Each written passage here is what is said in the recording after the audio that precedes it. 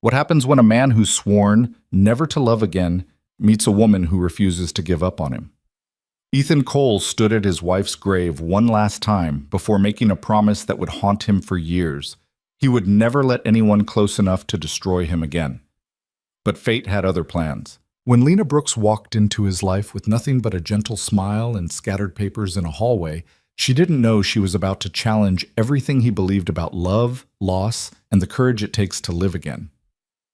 Stay with me until the end of this story. Hit that like button and comment what city you're watching from. I want to see how far this journey travels. The rain came down in sheets that November evening, hammering against the windows of the small apartment like it was trying to break through. Ethan Cole stood in the kitchen, staring at the half-empty coffee pot, watching the dark liquid drip with mechanical precision.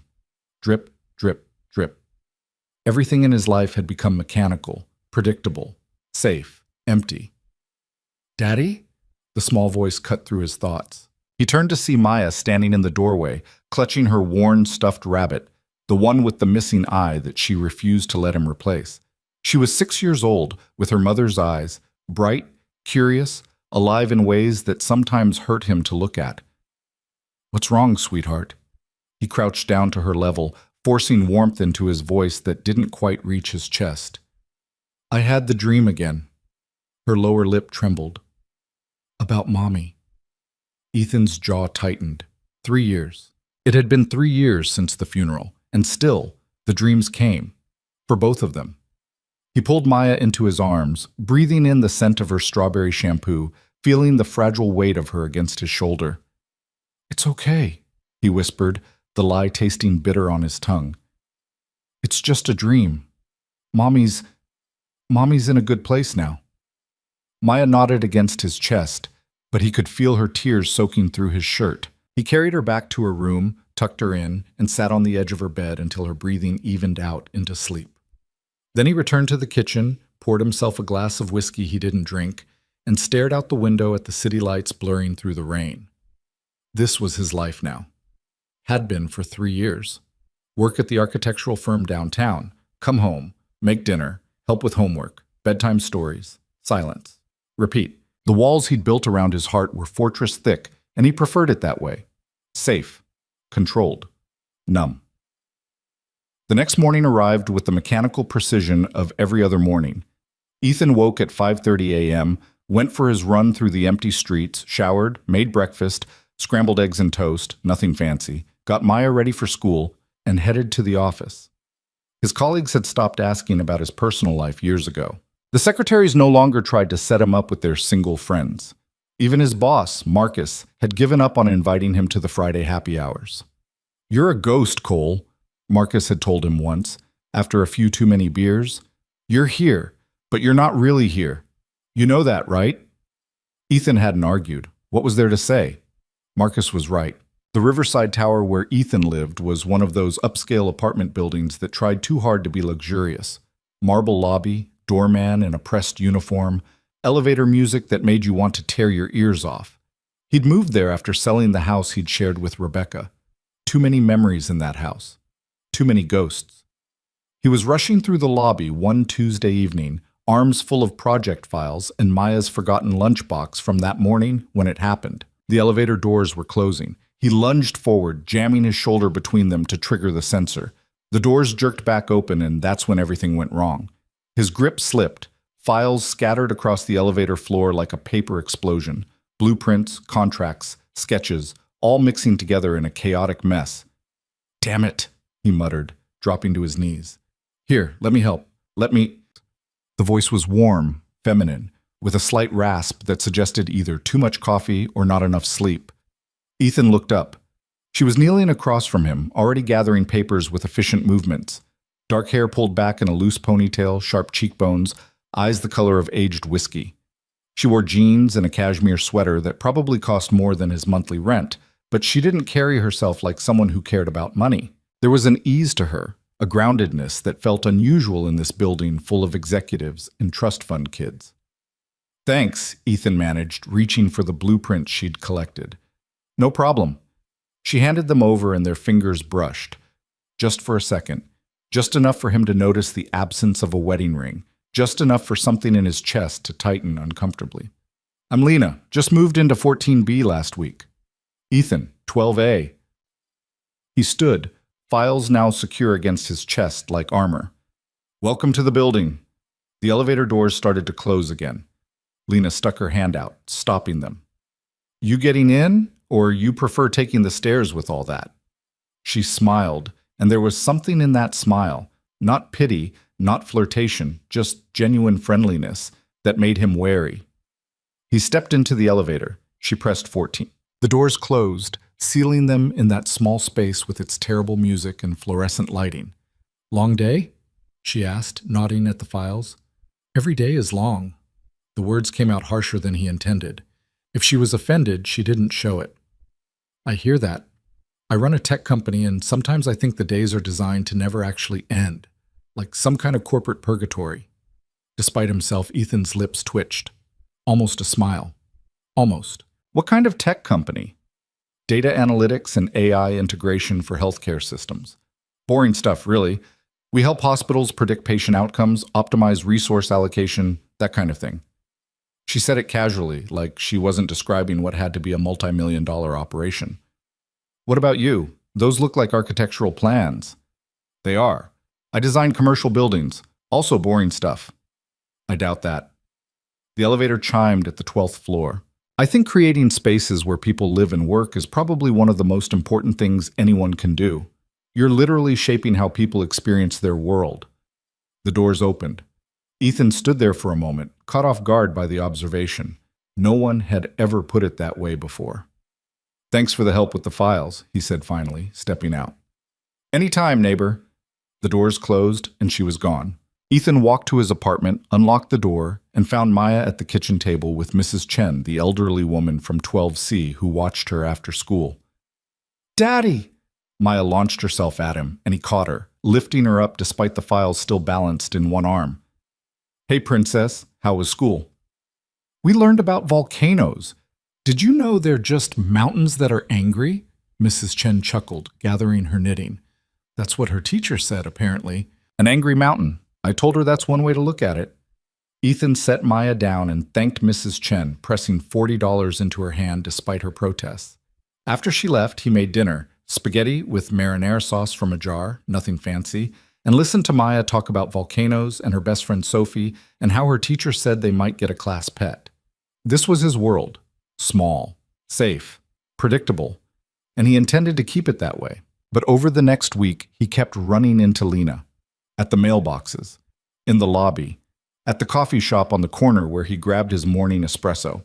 Each time, she was friendly without being intrusive, warm without being pushy. She asked about his day but didn't pry. She mentioned her work but didn't brag. She was comfortable, and that terrified him. You should ask her out, Mrs. Chen said one evening when she caught him watching Lena from across the lobby as she chatted with the doorman. What? No, I'm not. I don't date Mrs. Chen. You know that. The old woman shook her head, her eyes sad. Ethan, honey, you're 32 years old. You have so much life ahead of you. Rebecca wouldn't want you to be alone forever. Mrs. Chen, I know. It's none of my business. But that girl looks at you like you're a puzzle she wants to solve, and you look at her like she's a fire you're afraid to get close to. Sometimes, Ethan, the things we're most afraid of are exactly what we need. He didn't ask Lena out, but when she knocked on his door 2 weeks later, holding a package that had been delivered to her apartment by mistake, he didn't immediately close the door in her face either. This came to my place, she said, holding out a box addressed to E. Cole, 12A. I think the delivery guy was new. Thanks. He took the box. It was Maya's birthday present, a bicycle he'd ordered online. 3 weeks early, as always. He liked being prepared. Lena was already turning to leave when Maya appeared behind him. Who's that, Daddy? This is Lena. She's our neighbor. Lena, this is Maya, my daughter. Hi, Maya. Lena crouched down, making herself eye level with the little girl. I love your shirt. Is that a unicorn?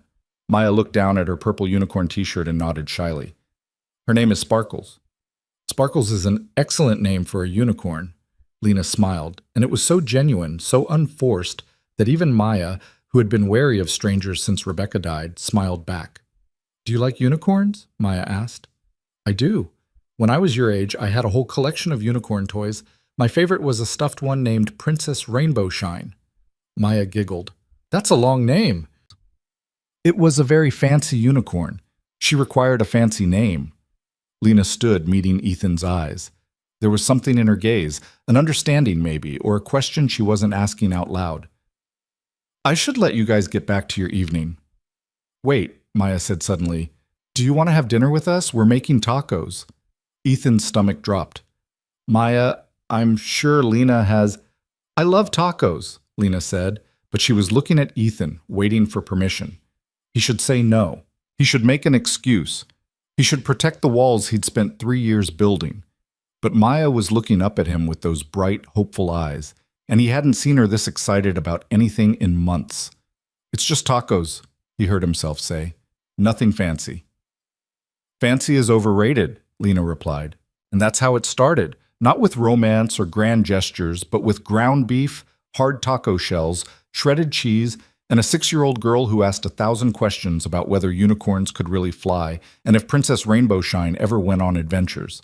Lena sat at their small kitchen table like she belonged there, helping Maya build the structurally unsound taco tower she insisted on creating. She asked Ethan about his work, listened when he explained the challenges of designing buildings that were both functional and beautiful, and shared stories about her own work without making it sound like a sales pitch. "So you basically predict the future?" Maya asked, eyes wide. "Not exactly.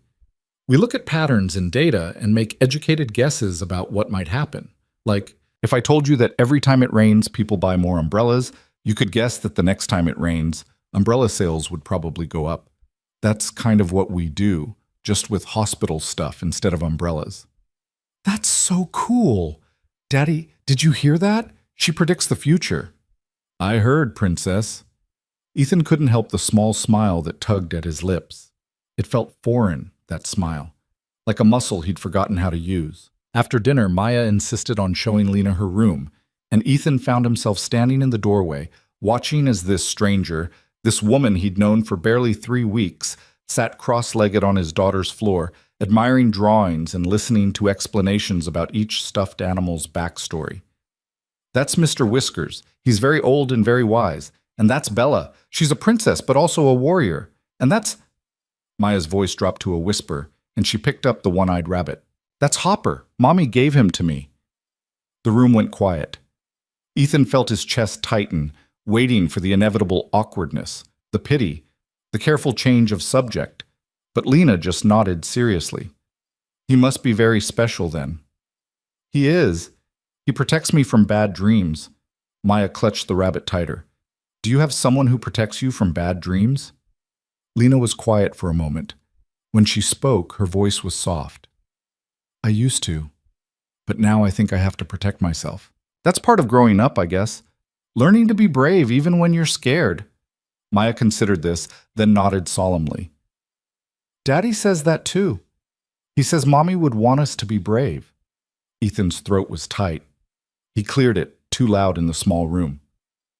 "All right, kiddo, time for bed. School tomorrow." The usual protests came, but they were half-hearted. Maya was tired, and she didn't fight when Lena said goodnight and let Ethan tuck her in alone, disappearing to the living room to give them privacy. When he emerged 15 minutes later, Lena was standing by the window, looking out at the city lights. "You didn't have to tell her about your past," Ethan said quietly. "I didn't tell her anything specific, just a truth. Kids can handle truth better than we think." She turned to face him. "She's amazing, Ethan.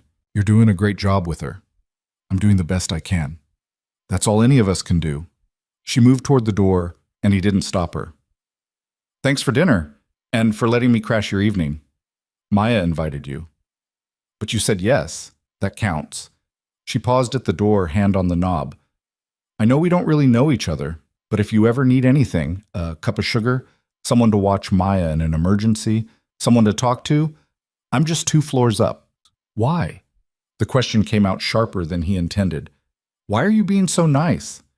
Lena met his eyes, and for the first time he saw past the easy warmth to something deeper, something that looked like recognition. Because I know what it's like to be alone in a crowded world, she said simply, and because sometimes the smallest kindnesses are the ones that matter most. Then she was gone, and Ethan was left standing in his quiet apartment, feeling like something had shifted. Some tectonic plate deep inside him had moved, just a fraction of an inch, but enough to notice. He told himself it didn't mean anything. He told himself it wouldn't happen again. He was wrong on both counts. Over the next month, Lena became a presence in their lives. Not intrusive, but there. She'd knock on the door with fresh cookies she claimed to have baked too many of. She'd run into them at the park and join Maya on the swings. She'd text Ethan to ask if he needed anything from the grocery store when she was making a run. And slowly, almost imperceptibly, the walls started to crack. It was the little things that got to him. The way she remembered that Maya hated broccoli but loved green beans. The way she asked about his projects and actually listened to his answers. The way she never pushed, never pried, never demanded more than he was willing to give. "She's good for you, Mrs." Chen observed one Saturday afternoon, watching from her window as Lena helped Maya learn to ride her new bicycle in the parking lot below. "We're just friends," Ethan protested. "Keep telling yourself that, honey." But Mrs. Chen was wrong. They were friends, that was all. That was safe. Until the night Maya got sick. It was a Wednesday, 3 a.m, and Maya's fever had spiked to 104. Ethan had already given her the maximum dose of children's Tylenol, but she was burning up, delirious, crying for her mother. He was in the bathroom, soaking a washcloth in cold water, trying not to panic, when his phone rang. Lena. "I heard crying through the vents," she said without preamble. "Is Maya okay?" "Fever. I'm handling it." "What's her temperature?" 104.2. "Ethan, that's too high. You need to take her to the ER." "I know, I'm just—" His voice cracked. He pressed his forehead against the cool bathroom tile, fighting for control. "I'm trying to get it down first. I'm coming down." "Lena, you don't have to—" But she'd already hung up.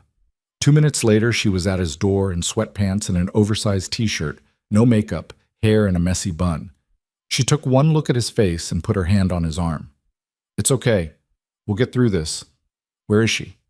Together they got Maya into the car. Lena drove while Ethan sat in the back, holding his daughter, murmuring reassurances he didn't believe. At the hospital, Lena handled the check-in while he carried Maya to the examination room. She stayed in the waiting room, brought him coffee he didn't drink, and was there when the doctor finally came out to say it was just a bad flu. The fever was coming down.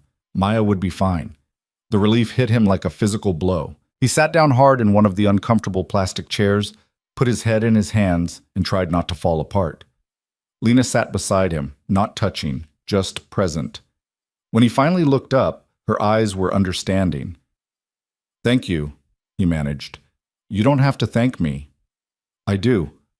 I don't know what I would have done if—" "But you didn't have to find out. That's what matters." She stood, held out her hand. "Come on, let's get your girl home."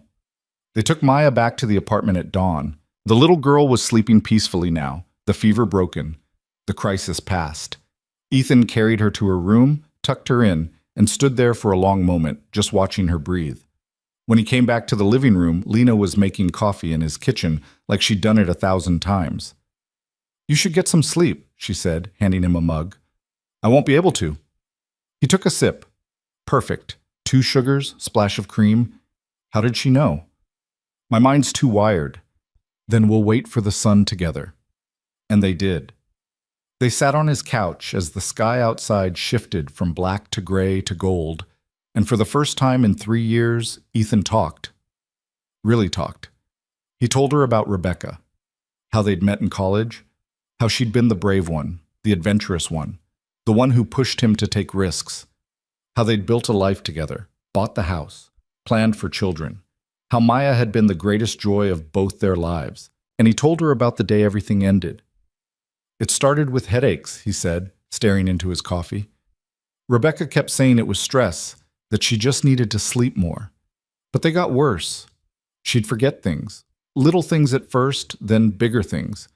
One day she couldn't remember how to get home from the grocery store. That's when we knew something was really wrong." Lena listened, silent. "Brain tumor, stage 4. Inoperable." They gave her 6 months. She lasted 7 weeks. His voice was flat, emotionless. He'd told this story so many times in those first months, to doctors, to family, to himself in the mirror, that it had lost all feeling. Maya was 3. She doesn't remember much, just fragments, a laugh, a smell, the way Rebecca sang to her at bedtime. "I'm so sorry, Ethan." Everyone's sorry. Sorry doesn't bring her back. He set down his coffee, suddenly angry. At what, he wasn't sure. The universe, fate, himself. "You want to know the worst part? The absolute worst part?" "If you want to tell me." "I was relieved when she died." The words came out in a rush, like poison he'd been holding in. "Not because I wanted her gone, but because watching her suffer, watching her disappear piece by piece, that was torture. When it finally ended, there was this moment of relief. And then I hated myself for feeling it. I still hate myself for it." "That doesn't make you a bad person, Ethan. That makes you human." "Does it?" He laughed, bitter. "Because I've spent 3 years trying to figure out if I'm a widower or a coward. I can't tell anymore. You're a father who got up every day and took care of his daughter despite his own grief. You're a man who survived something that would have broken most people. That's not cowardice. You don't understand? Then help me understand." She turned to face him fully, her eyes intense. "Tell me what you're really afraid of." And there it was, the question no one else had asked, the one he'd been avoiding for 3 years. "I'm afraid," he said slowly, "that if I let myself care about someone again, if I let myself love again, I'll lose them too. And I can't survive that twice. I barely survived it once. Another loss like that would destroy me, and then who would take care of Maya? Who would be there for her? So you choose to be alone." "I choose to be safe." "Those aren't the same thing, Ethan." He met her eyes, saw the understanding there, the lack of judgment. "What about you? You're 30 years old, successful, beautiful. Why aren't you married with 2.5 kids and a golden retriever?" Lena smiled, but it didn't reach her eyes. "Because I learned a long time ago that the people you trust the most are often the ones who hurt you the deepest. And I decided that being alone was better than being betrayed again." "What happened?" "That's a story for another time." She stood, collected their coffee mugs. "You should try to get some sleep. Maya will probably wake up in a few hours wanting breakfast." "Lena." "It's okay. You shared your truth. That's enough for today." She paused at the door, looked back. "But Ethan, being safe and being alive aren't the same thing either. Just something to think about." Then she was gone, and Ethan was alone with his thoughts and the rising sun. He didn't sleep. He sat on the couch and thought about walls and safety and the difference between surviving and living. And he thought about the woman 2 floors up who seemed to see right through all his carefully constructed defenses. It should have scared him more than it did. When Maya woke up at noon, groggy but fever-free, her first question was whether Lena was coming over. "Not today, Princess. You need to rest." "But I want to thank her. She helped us, right?" "She did." "Then we should do something nice for her." "That's what you always say. When someone does something nice, you do something nice back." Out of the mouths of babes. That evening, after Maya was settled with a movie and a bowl of soup, Ethan found himself standing outside apartment 14B, holding a bottle of wine and feeling ridiculous. Lena opened the door in yoga pants and a tank top, her hair wet from a shower. She looked surprised, then pleased. "Ethan, hi. I wanted to thank you, properly, for last night." He held out the wine. "It's not much, but Maya insisted we had to do something nice, and I don't know how to bake cookies, so..." She took the bottle, examined the label. "This is a $200 bottle of Bordeaux. Is it?" He'd just grabbed something from the fancy wine shop downtown. "I don't really know wine." "Come in." She stepped back, opening the door wider. "Let me get glasses." Her apartment was different from his, more personality, less caution. There were paintings on the walls, books everywhere, plants that actually looked healthy. It felt lived in, not just existed in. They sat on her balcony, looking out over the city, sipping wine that tasted like expensive regret. "You didn't have to do this," Lena said. "I did. You dropped everything to help us. That means something. You would have done the same." "Would I?" He wasn't sure. 3 years ago, before the walls, maybe. Now? He honestly didn't know. They talked as the sun set, the conversation flowing easier than it should have between two people who'd known each other barely 6 weeks. She told him about her company, the challenges of being a young woman in tech, the constant pressure to prove herself. He told her about his work, the satisfaction of seeing a building he'd designed actually constructed, the frustration of clients who wanted cheap and fast instead of good. "Why architecture?" she asked. "My father was a contractor. I grew up on construction sites, watching buildings go up. There was something magical about it, taking an idea, a drawing, and making it real. Making it matter." He paused. "What about you? Why healthcare tech?" Her expression shifted, something painful flickering across her features. "My mother died when I was 15. Misdiagnosis. If her doctors had access to better data, better predictive tools, they might have caught it in time. So I decided to build those tools myself." "I'm sorry. We're quite a pair, aren't we?" She smiled sadly, both building fortresses around old wounds. "Is that what you think I'm doing?" "Isn't it what you told me this morning?" She had him there. They finished the wine as stars appeared in the sky. Ethan knew he should leave, get back to Maya, maintain the boundaries he'd established. But it was comfortable here, on this balcony, with this woman who understood loss in a way most people couldn't. "Can I ask you something?" Lena said suddenly. "Sure. Why did you let me in, that first night with tacos? You could have said no to Maya. Why didn't you?" Ethan thought about it, really thought about it. "Because for 3 years, I've been telling myself that staying closed off was protecting Maya, giving her stability. But that night, watching her light up when she met you, I realized maybe I've been protecting myself and calling it parenting. And now? Now I don't know what I'm doing." He stood, moved to the balcony railing. "You scare me, Lena." "I scare you?" She joined him at the railing, close enough that he could smell her shampoo, something citrus and clean. "You make me want things I convinced myself I didn't need anymore. Connection, conversation, someone to share the weight with." He looked at her, really looked at her. "That's terrifying." "It doesn't have to be." "Doesn't it? What happens when—" He stopped himself. "When what?" "When I start to care and something happens? When life decides to take another person I love? I can't do that again, Lena. I won't survive it." She was quiet for a long moment, then, "You're already caring, Ethan. It's already happening. The only question is whether you're going to let yourself admit it or keep running from it." The truth of her words hit him square in the chest. "I should go," he said, but he didn't move. "You should." She didn't move either. They stood there, inches apart, the city humming below them, the weight of everything unspoken hanging in the air between them. Ethan could feel his carefully constructed walls trembling, could feel the cracks spreading, and for the first time in 3 years, he didn't immediately rush to repair them. "Same time next week?" Lena asked softly. It was a question with layers. Same time for wine, for conversation, for slowly dismantling the defenses they'd both built? "Yeah," he heard himself say. "Same time next week." He left before he could say anything else, before he could do anything stupid like kiss her or tell her that she'd been in his thoughts more than he cared to admit. Back in his own apartment, Maya was asleep on the couch, the movie still playing. He carried her to bed, tucked her in, and stood in the doorway watching her sleep like he did most nights. "What should I do, princess?" he whispered. "How do I keep you safe and still let myself live?" Maya, of course, didn't answer, but in the morning, when she woke up, her first words were, "Did you thank Lena?" "I did." "Good. I like her, Daddy. She makes you smile more." And that, Ethan realized, was both the problem and the point, because he was smiling more, feeling more, living more. And it scared the hell out of him. The weekly wine meetings became a rhythm neither of them acknowledged out loud. Every Thursday evening after Maya was asleep, Ethan would find himself climbing 2 flights of stairs with a different bottle each time. Never as expensive as that first Bordeaux, but thoughtful. Lena would have her balcony set up with 2 glasses, sometimes cheese and crackers, sometimes nothing at all.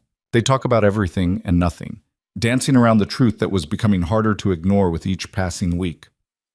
Winter gave way to early spring, and Maya's 7th birthday approached with the inevitability of change itself. Ethan had planned a small party at the apartment, Just a few kids from school, Mrs. Chen, maybe Marcus from work if he could make it. Simple, contained, safe. Can we invite Lena? Maya asked one morning over breakfast, syrup dripping down her chin from the pancakes he'd made. I'm sure she's busy, sweetheart. But you didn't ask her yet. How do you know if you don't ask? The logic of 7-year-olds was infuriatingly sound. Fine, I'll ask her. Maya's smile could have powered the entire building. That evening, Ethan knocked on 14B with the birthday invitation in hand, feeling absurdly nervous. It was just a kid's party. Why did his heart feel like it was trying to escape his chest? Lena opened the door in business attire, sleek black pantsuit, her hair up in a professional twist. She looked tired, the kind of tired that came from too many conference calls and not enough sleep. Bad day?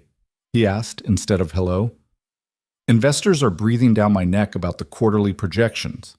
Apparently revolutionizing healthcare isn't happening fast enough for their portfolios. She loosened her collar, managed a smile. But seeing you is significantly improving my evening. What's up? He held out the invitation, a hand-drawn card Maya had made featuring a lopsided unicorn and glitter that was already shedding everywhere. Maya's birthday party, Saturday at 2. She wanted to make sure you were invited. Lena took the card, studied it with the seriousness it deserved. Tell Maya I wouldn't miss it for the world. What does she want? I need gift ideas. You don't have to bring anything. Ethan, I'm coming to a 7-year-old's birthday party. I'm bringing a gift. Stop being difficult and give me ideas. He found himself smiling despite his instinct to protest. She's obsessed with those magic kit things right now. Wants to learn card tricks and pull rabbits out of hats. A girl after my own heart. I wanted to be a magician when I was her age.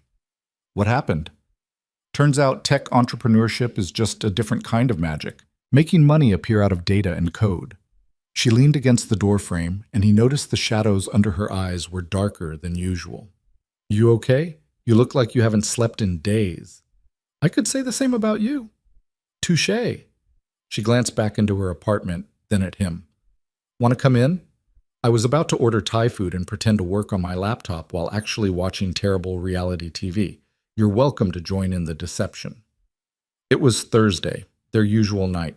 But this felt different somehow, more domestic, less formal, dangerous territory. I shouldn't. Maya's asleep, but I should be there in case. Bring the baby monitor. I know you have it on your phone. Mrs. Chen is right below you. Maya will be fine for an hour. He should say no. He should maintain the boundaries. He should, let me grab the monitor. 20 minutes later, they were sitting on her couch with containers of pad thai and spring rolls spread across the coffee table. Some show about people buying houses they couldn't afford playing on mute in the background. This is your idea of terrible reality TV? Ethan asked, gesturing at the screen. Don't judge me. Watching people make bad financial decisions makes me feel better about my life choices. She speared a piece of chicken with her fork. Besides, the real entertainment is critiquing their taste in architecture. That house has terrible flow. Who puts the kitchen on the opposite side from the dining room? Someone who's never actually cooked a meal. Exactly. She pointed her fork at him. See, this is why we're friends. You understand the fundamental importance of functional space design. Friends. The word sat between them, both accurate and inadequate. They ate in comfortable silence for a while, the kind of silence that only existed between people who didn't feel the need to fill every moment with noise.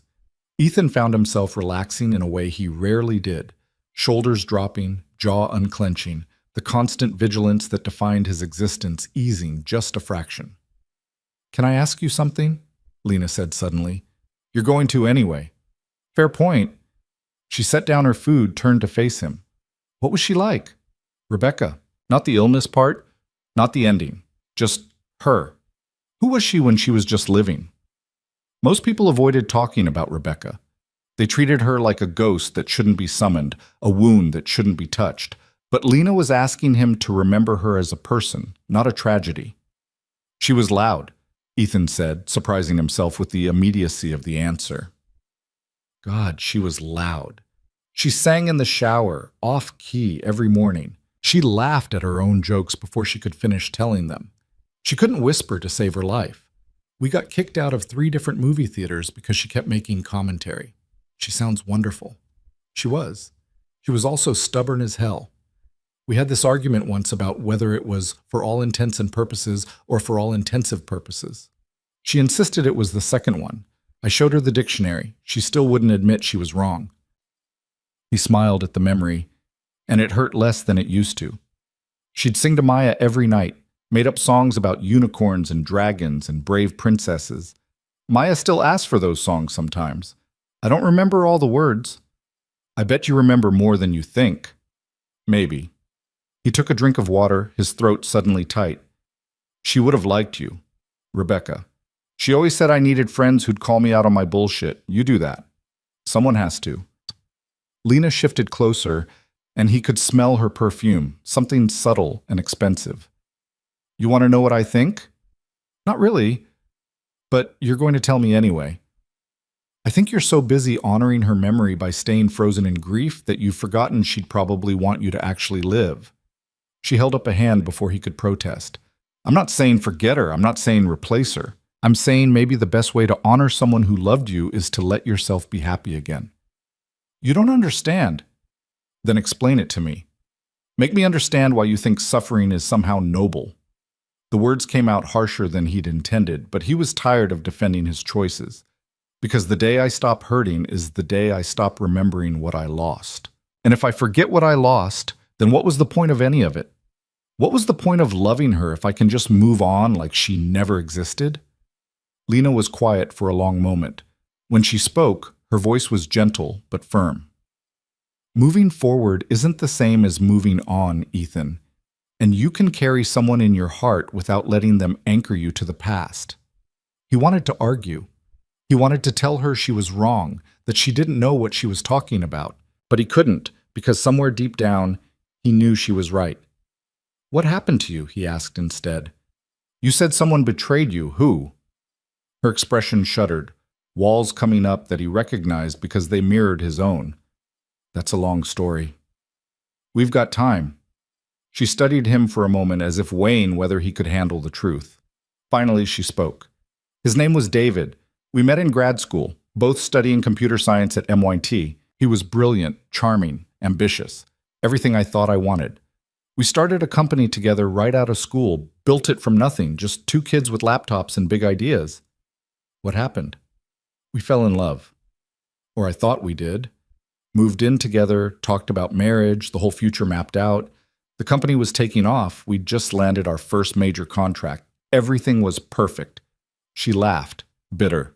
Then I found out he had been feeding our proprietary algorithms to our biggest competitor for 18 months, in exchange for an executive position and a hefty payout. Jesus. It gets better. He'd also been sleeping with one of our investors, the one who was supposed to be giving us our Series B funding. She pulled out, he took the job with the competitor, and I was left with a company bleeding money and no way to stop it. She picked at the label on her water bottle. I managed to save this business, barely. Had to sell off parts of it, bring in new partners, start over from scratch. Took me 4 years to rebuild what we'd created in 2. Did you press charges? Couldn't prove the algorithm theft in a way that would hold up in court. He was too smart for that. And the affair? She shrugged. Not illegal, just devastating. So I did what you did. I built walls, made myself into someone who didn't need anyone, who couldn't be hurt because I'd never let anyone close enough to have that power again. Until now. Until now. She met his eyes. You and Maya, you're the first people I've let myself care about in 5 years. And it's terrifying, Ethan, because I know what it feels like to trust someone completely and have them destroy you. But I also know what it feels like to be so alone that you forget what connection feels like, and I refuse to let fear dictate how I live my life.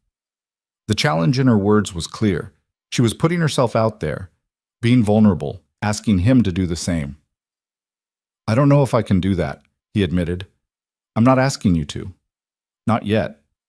I'm just asking you to stop pretending that what's happening between us isn't happening. And what is happening between us? Lena smiled, sad and knowing. You tell me. The answer stuck in his throat, because naming it would make it real, and making it real would mean acknowledging that he was already in too deep, already caring too much, already terrified of losing something he hadn't even admitted he wanted. His phone buzzed, the baby monitor app. Maya crying out in her sleep. "I have to go," he said, already standing. "I know." Lena walked him to the door. "Ethan, think about what I said, about moving forward versus moving on. You don't have to choose between honoring Rebecca's memory and having a life. You can do both." He left without answering, but her words followed him down the stairs and into his apartment, where he found Maya thrashing in bed, caught in another nightmare. "Shh, princess. I'm here. Daddy's here." He gathered her into his arms, felt her small body trembling. "I dreamed Mommy came back, but she didn't know who I was," Maya sobbed into his shoulder. "That's not going to happen. Mommy will always know you, wherever she is." "Promise?" "I promise." He rocked her gently the way Rebecca used to. "Want to hear a secret?" "What?" "I think Mommy sends us people who can help us when we need them, like Lana. I think maybe Mommy knew we needed someone like her in our lives." Maya pulled back, looked at him with those two wise eyes. "Do you love Lena, Daddy?" The question hit him like a physical blow. "What? No, sweetheart, we're just friends." "It's okay if you do. I wouldn't be mad." She yawned, already drifting back to sleep. "I think Mommy would like her too." Ethan sat there long after Maya fell back asleep, wrestling with the truth he'd been avoiding for months. Saturday arrived with the chaos of 7-year-olds hopped up on birthday cake and the promise of presents. The apartment was full of noise and laughter and sticky fingerprints on every surface. Marcus had shown up with his wife, Elena, who immediately took over organizing games while Mrs. Chen supervised the food table like a general commanding troops. Lena arrived exactly on time, carrying a gift bag that was significantly larger than appropriate and wearing jeans and a sweater that made her look younger, more approachable, less like the billionaire CEO and more like someone who could be part of this small, makeshift family. "You didn't have to get her the deluxe magic kit," Ethan said, watching Maya's eyes go wide as she opened the present. "Yes, I did. She's going to be the next great illusionist. I'm investing early." Lena knelt down to Maya's level. "There's a book of tricks in there, too. We can practice together if you want." "Really? You'll teach me?" "Absolutely. Every magician needs a mentor." Maya threw her arms around Lena's neck, and Ethan watched this woman who'd been betrayed and hurt and had every reason to keep her distance melt into the embrace like it was the most natural thing in the world. "Uncle Marcus!" Maya spotted Marcus across the room and ran off to show him her new treasure. "Uncle Marcus?" Lena raised an eyebrow as she stood. "He's been around since before she was born. It's an honorary title." Ethan handed her a cup of punch. "Thanks for coming. I know birthday parties aren't exactly exciting for adults." "Are you kidding? This is the most fun I've had in months. Your boss's wife is currently beating 7-year-olds at musical chairs. It's amazing." He looked over to see Elena, competitive even in children's games, circling the chairs with intense focus while the kids giggled. "She takes everything seriously. Marcus says it's her most endearing and most terrifying quality." They stood together, watching the chaos, and it felt right in a way that scared him, like she belonged here, like this could be normal. "Ethan, man, you've been holding out on us." Marcus appeared at his elbow, grinning like he'd won the lottery. 3 years telling us you're not interested in dating, and here's this gorgeous woman who looks at you like you hung the moon." "Marcus, I'm Lena." She extended her hand, saving Ethan from whatever he was about to stammer. "The neighbor. And friend." "Friend, huh?" Marcus shook her hand, still grinning. "Elena, come meet Ethan's friend." The next 15 minutes were a blur of introductions and pointed questions from Elena, who had apparently decided that Ethan's love life was her new project. Lena handled it with grace, deflecting the nosier inquiries while being charming enough that Elena couldn't help but like her. "You're good at that," Ethan said when they finally escaped to the kitchen under the guise of getting more ice. "Corporate dinners with intrusive investors. I've had practice." She leaned against the counter, studied him. "Your friends care about you. They want you to be happy." "I am happy." "Are you?" It wasn't a challenge, just a genuine question. Before he could answer, Maya ran in, dragging another little girl by the hand. "Daddy, Sophie wants to see my room. Can we show her?" "Go ahead, princess. Just be careful with Hopper." The girls ran off. leaving Ethan and Lena alone in the kitchen with the distant sounds of the party floating in from the living room. "She's really something," Lena said softly. "You've done an incredible job with her. I'm just trying not to screw her up too badly." That's what all good parents think. She moved closer, and he could see the gold flecks in her eyes, the tiny scar on her left eyebrow he'd never noticed before. "Can I tell you something?" "Sure." "Well, watching you with her, the way you are with Maya, it makes me want things I thought I'd given up on. Family, connection, someone to come home to who actually cares if I had a good day." She looked away, as if embarrassed by the admission. "I know that's not what you want to hear. It's not that." He caught her hand, surprised by his own boldness. "It's just that I don't know how to do this, Lena. I don't know how to be what you need while protecting myself and Maya from what? From life? From the possibility that something good might actually happen?" Her fingers intertwined with his, and he didn't pull away. "I'm not asking for forever, Ethan. I'm not asking for promises or commitments or anything you're not ready to give. I'm just asking you to stop running from something that makes both of us happy. And if it doesn't work out, if we try this and it falls apart, then we deal with it like adults. But at least we tried. At least we didn't spend the rest of our lives wondering what if." He wanted to argue. He wanted to list all the reasons this was a bad idea. But standing there in his kitchen, her hand in his, the sounds of his daughter laughing in the next room, he couldn't remember why being afraid had seemed like the safer option. "One step at a time," he said finally. "No rushing, no pressure, just seeing where this goes." Her smile was like sunrise. "One step at a time. I can do that." They stood there for a moment longer, hands linked, the weight of the decision settling over them like snow, soft, inevitable, transformative. "Daddy, Lena, come see the magic trick I learned." Maya's voice shattered the moment. They pulled apart, but something had changed. Something had shifted in a way that couldn't be undone. The party wound down as parents came to collect their sugar-high children. Mrs. Chen left with a knowing smile and a pat on Ethan's shoulder. Marcus and Elena departed with promises to have dinner soon. All four of them, Elena insisted with a pointed look.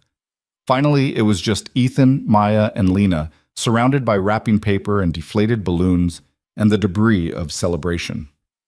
"I should help you clean up," Lena said, already gathering plates. "You don't have to. Stop telling me what I don't have to do and let me help." They cleaned in tandem, Maya chattering about her party while demonstrating various unsuccessful magic tricks. Ethan washed dishes while Lena dried, and it was so domestic, so normal, that he almost forgot to be terrified. Almost. When Maya finally crashed on the couch, exhausted from excitement, Ethan carried her to bed. He took his time tucking her in, adjusting Hopper in her arms, smoothing her hair back from her face. "Best birthday ever," she murmured, already half asleep. "I'm glad, Princess."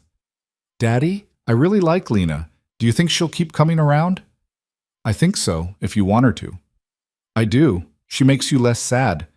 Maya's eyes were already closed. "It's nice seeing you happy." The words hit him square in the chest. He kissed her forehead, turned off the light, and stood in the doorway for a long moment, watching her sleep and wondering when his 7-year-old had become so wise. Lena was on the balcony when he found her, looking out at the city lights with her arms wrapped around herself against the spring chill. "She's out?" Lena asked without turning around. "Yeah. She said to tell you best birthday ever."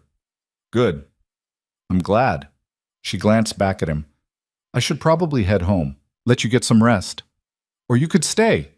We could finish that bottle of wine from last week." It was an invitation loaded with meaning, and they both knew it. "Are you sure?" "No, but I'm trying to stop letting fear make all my decisions." He stepped out onto the balcony, stood beside her. "You were right. About moving forward. About not letting the past dictate the future. I'm not saying it's going to be easy or that I won't panic and want to run. You will," she interrupted. "You'll panic. You'll doubt. You'll probably try to push me away at least a dozen times. And I'll let you because I get it. I have my own walls, my own fears. But Ethan?" She turned to face him fully. "I'm willing to try, if you are. To take it slow, to be patient with each other's damage, to build something real even if it's messy and complicated." He thought about Rebecca, about the love they'd shared and the devastation of losing it. He thought about the last 3 years of safety and numbness, and he thought about Maya's words. "It's nice seeing you happy." "Okay," he said, "let's try." She kissed him then, soft and tentative and full of promise. It wasn't his first kiss. That belonged to Rebecca and always would. But it was his first kiss as someone willing to risk his heart again. And that made it something different, something new. When they pulled apart, Lena was smiling. "So, about that wine." They spent the next few hours on his balcony, talking about everything and nothing, planning nothing and everything. There were no grand declarations, no dramatic promises. Just two broken people deciding that maybe, just maybe, they could help each other heal. As the city lights blurred into dawn, Ethan realized something that should have terrified him, but instead felt like relief. He was falling in love with Lena Brooks. Maybe he already had been, slowly, for months. And while the fear was still there, it would always be there, it no longer seemed like a good enough reason to stay alone. "What are you thinking?" Lena asked, her head resting on his shoulder. "That I'm probably going to mess this up in spectacular fashion." "Probably. I might too. And you're okay with that?" "I'm okay with trying. The rest, we'll figure out as we go." She lifted her head, met his eyes. "One step at a time, remember? One step at a time." It became their mantra over the next few months. One step at a time as they navigated what they were becoming. One step at a time as Ethan introduced her to his world and she introduced him to hers. One step at a time as Maya started calling Lena her almost stepmom, and they had to gently correct her even though neither of them minded as much as they should have. The walls were still there, for both of them, but they were crumbling, one shared moment at a time. But one step at a time proved harder than either of them anticipated when the past refused to stay buried. It started small. A photograph Ethan found while cleaning out a closet, Rebecca on their honeymoon, laughing at something he'd said, her whole face lit up with joy. He stood there holding it for 20 minutes, paralyzed by the collision of his old life with his new one. When Lena stopped by later that evening, she found him still sitting on the bedroom floor, surrounded by memory boxes he hadn't opened in 3 years. "Hey," she said softly from the doorway. "Maya let me in. She said you've been in here for hours." "I was just looking for her winter coat. Found these instead." He gestured at the boxes with a hollow laugh. "Funny how you can forget things until you're forced to remember." Lena sat down beside him, careful not to disturb the photographs spread across the floor, like pieces of a puzzle he couldn't solve. "You want me to leave you alone with this?" "No. Maybe. I don't know." He picked up another photo, Rebecca holding newborn Maya, exhausted and radiant. "Does it make me a terrible person that sometimes I go whole days without thinking about her now? That I can laugh and be happy and forget, even for a moment, that she existed? It makes you human, Ethan. And alive, which is exactly what she'd want you to be." "How do you know what she'd want?" The words came out sharper than he intended, defensive. "You never met her. You don't know anything about her." Lena didn't flinch. "You're right. I didn't know her, but I know you. And I know that guilt is eating you alive for something you shouldn't feel guilty about." "I'm falling in love with you." He said it suddenly, desperately, like a confession torn from somewhere deep. "And it feels like betrayal. Like I'm choosing you over her memory, over everything we had. How do I reconcile that?" The silence stretched between them, heavy with truth neither had been ready to speak. "I don't have an answer for that," Lena finally said. "I can't tell you how to feel about loving someone new when you're still grieving someone you lost. But Ethan, love isn't a finite resource. Loving me doesn't diminish what you had with Rebecca. It's not a betrayal, it's survival. Is it? Or am I just a coward who can't handle being alone?" "Stop." Her voice was firm now, cutting through his spiral. "You've been alone for 3 years. You've raised Maya by yourself, built a life from ashes, survived something that would have broken most people. That's not cowardice. That's strength. And choosing to let someone in after all that? That's bravery." He wanted to believe her, wanted to accept that moving forward with Lena didn't mean abandoning Rebecca's memory. But the guilt was a living thing inside him, clawing at his chest. "I need some time," he said quietly, "to process this, to figure out what I'm doing." Something flickered across Lena's face. Hurt, maybe, or understanding. Probably both. Okay, take the time you need. She left without kissing him goodbye, and that absence felt like a preview of greater losses to come. The next few days, Ethan threw himself into work. He stayed late at the office, took on extra projects, avoided his apartment, and the memories it contained. Marcus noticed, of course. "You're doing that thing again," his boss said, dropping a file on Ethan's desk at 7 p.m. when everyone else had gone home. "That thing where you bury yourself in work to avoid dealing with emotions." "I'm just catching up on the Morrison project." "The Morrison project was finished last week. You're redoing work that doesn't need to be redone." Marcus sat on the edge of the desk. "What happened with Lena? Elena said she hasn't seen you two together in days." "Elena needs to mind her own business. Elena cares about you. We both do. And we've watched you shut down before. We don't want to see you do it again." Marcus's voice softened. "Talk to me, Cole. What's going on?" So Ethan told him about the photographs, about the guilt, about feeling like he was betraying Rebecca by loving Lena. Marcus listened without interrupting, and when Ethan finished, his boss was quiet for a long moment.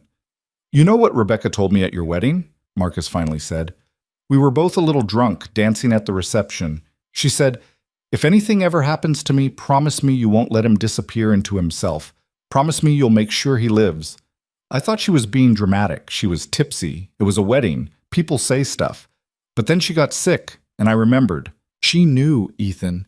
Even then, she knew you'd try to freeze yourself in grief if something happened to her. She never said anything to me because she also knew you'd fight her on it. Rebecca loved you enough to want you to be happy, even if she wasn't there to share it."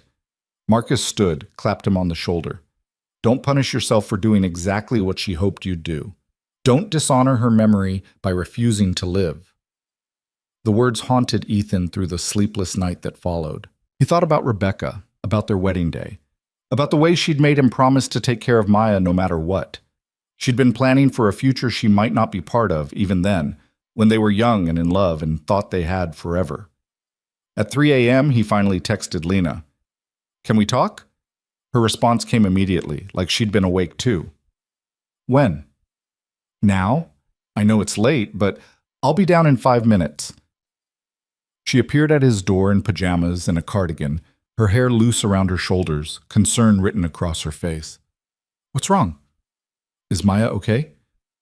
"She's fine. Sleeping. I needed to see you. To talk." He stepped back, letting her in.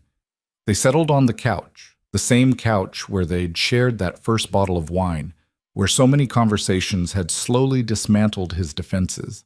"I've been hiding," he started, "from you, from this, from the truth that I'm terrified of losing you the way I lost her." "I know." "You know." "Ethan, you wear your fear like armor.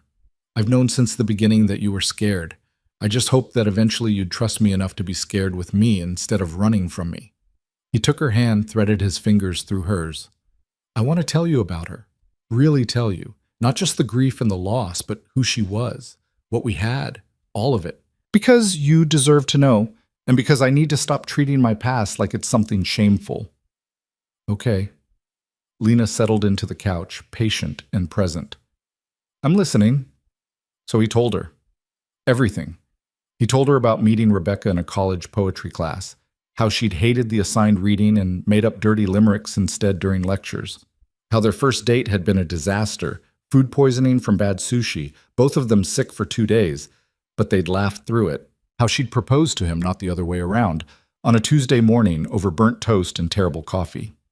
He told her about the pregnancy with Maya, how terrified they'd both been, how Rebecca had made him read every parenting book in existence and then ignored all the advice anyway, how she'd sung made-up songs about unicorns and dragons because she couldn't remember the real lullabies, how she'd been fierce and funny and flawed and entirely herself until the very end. And then he told her about the end, the real end, not the sanitized version he'd given before. She was hallucinating toward the finish, he said, his voice breaking. The tumor, the medications, everything. She didn't recognize me half the time, would ask where Ethan was while I was sitting right there holding her hand. The doctor said it was normal, that we should expect it, but nothing prepares you for the person you love looking through you like you're a stranger. Lena's grip on his hand tightened, but she didn't interrupt. The last day, she had this moment of clarity. Just an hour, maybe less. She knew who I was, where she was, what was happening. She made me promise to take care of Maya, to not let our daughter forget her. And then, his voice cracked completely. Then she asked me to promise I'd fall in love again, that I wouldn't spend the rest of my life alone. I told her I couldn't promise that there was no one else, that she was it for me. And you know what she said? What? She said, "Don't be stupid, Ethan. You have too much love in you to waste it on ghosts. Promise me you'll find someone who makes you laugh the way I did. Promise me you'll let yourself be happy." I couldn't say yes. I just couldn't. And then she slipped back into confusion, and 2 hours later she was gone, and I never got to promise her what she asked for. The tears came then, 3 years of them, all at once. Lena pulled him into her arms and let him break, let him sob into her shoulder like the world was ending all over again. She didn't offer platitudes or empty comfort. She just held him while he fell apart. When he finally had no tears left, when he was empty and exhausted and scraped raw, she spoke.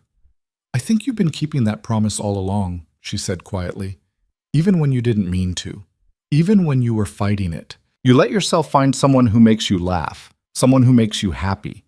You just felt guilty about it because you thought it meant forgetting her. I don't want to forget her. You won't.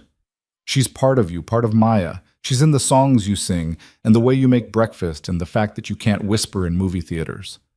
Lena pulled back, cupped his face in her hands. "But Ethan, she's also gone.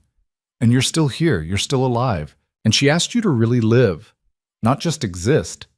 So maybe it's time you started listening to her." He kissed her then, desperate and grateful and terrified all at once. When they broke apart, he rested his forehead against hers. "I'm still scared," he admitted. "So am I." "Of what?" "You're the brave one." "Of this," she gestured between them, "of caring this much about someone again, of trusting someone with the parts of me I've kept locked away since David, of the possibility that you'll wake up one day and decide that loving me isn't worth the risk of potential loss." "Is that what you think? That I just walk away?" "I think people leave, Ethan. They betray you, or they die, or they decide you're not worth the effort. And I think both of us have scars that make it hard to believe in anything permanent." Her honesty cracked something open in him. All this time, he'd been so focused on his own fear, his own damage, that he hadn't fully appreciated that she was just as broken, just as scared. "Tell me," he said. "Tell me the whole story about David. Not the business parts, the personal parts. What he did that made you build those walls." Lena stood, walked to the window, her silhouette framed by city lights. When she spoke, her voice was distant, like she was reading from a script about someone else's life. "I loved him completely, stupidly. The kind of love where you make yourself vulnerable because you trust that person to protect that vulnerability, not weaponize it." She wrapped her arms around herself. "We'd been together 4 years, living together for 3. I thought I knew him, thought we were building something real.